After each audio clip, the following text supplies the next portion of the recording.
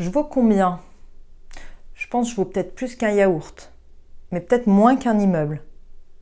Mais peut-être la question que je pourrais me poser, c'est je vaux pour qui? Donc peut-être pour mon employeur. Donc c'est quoi l'utilité de ce que j'apporte? C'est quoi le ROI?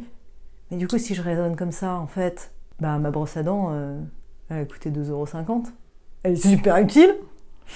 Donc peut-être c'est pas ça le sujet. Mais c'est quoi le sujet? Bonjour, je suis Caroline Payou, fondatrice d'Ignition Programme. Dans cette vidéo, je vais vous aider à déterminer votre valeur sur le marché de l'emploi. Pour commencer, il faut savoir que le salaire, c'est l'équilibre entre 4 éléments.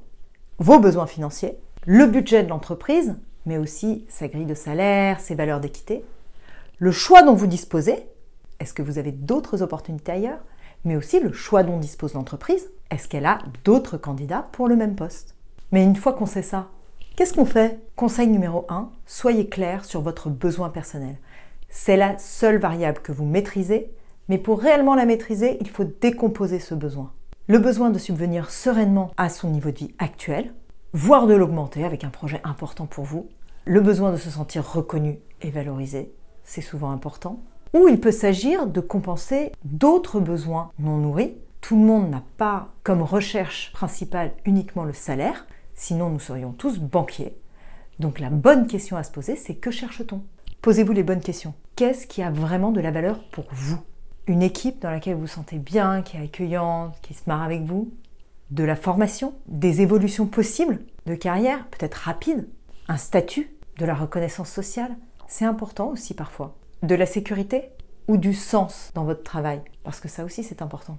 Pour évaluer le salaire que vous souhaitez, je vous conseille de prendre une feuille, de lister toutes ces variables et de vous poser la question selon 2 scénarios. Le scénario où vous n'avez pas cette variable qui est peut-être importante pour vous, peut-être moins, et le scénario où vous l'avez. Et de comparer ce que vous êtes prêt à dégrader comme salaire pour avoir la variable que vous souhaitez. Par exemple, je préférerais une équipe dans laquelle je me sens bien. Scénario 1, je l'ai. Scénario 2, je l'ai pas. Pour le même job, je suis prêt à décoter mon salaire de combien? Combien ça coûte d'être dans une équipe que vous n'aimez pas? C'est une bonne question ça quand même. Pareil pour la formation. Cette formation que je veux absolument avoir, une certification qui me permettrait dans mon parcours d'aller bien plus loin. Ça vaut combien de l'avoir en travaillant dans cette entreprise? A contrario, si je ne l'ai pas, que faudrait-il que je fasse pour l'avoir? Ça me coûterait combien de le faire par moi-même, par exemple? Etc. sur toutes les variables que nous venons de citer.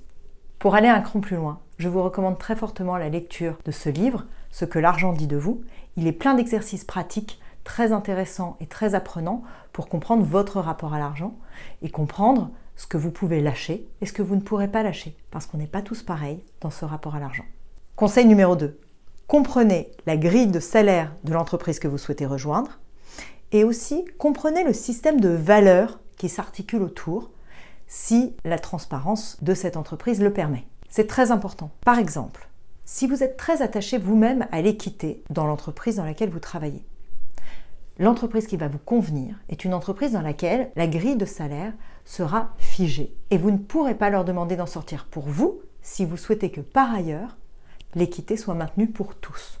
Conseil numéro 3, soyez réaliste sur votre employabilité au salaire que vous demandez. Pour en avoir une idée nette, je vous propose d'aller sur le site d'Ignition Programme, retrouver notre simulateur de salaire. Mais sinon, vous pouvez aussi demander à un recruteur, chez nous ou ailleurs, vous pouvez demander à vos pairs, vous pouvez demander à des gens qui pratiquent ce métier. Renseignez-vous, faites votre enquête. Conseil numéro 4, gardez en tête que vous avez des concurrents. Idéalement, renseignez-vous sur leur profil. Là encore, un recruteur peut vous aider. Et c'est bien d'avoir une idée de ce qu'il pourrait demander. Prenez le temps de réfléchir à tout ça.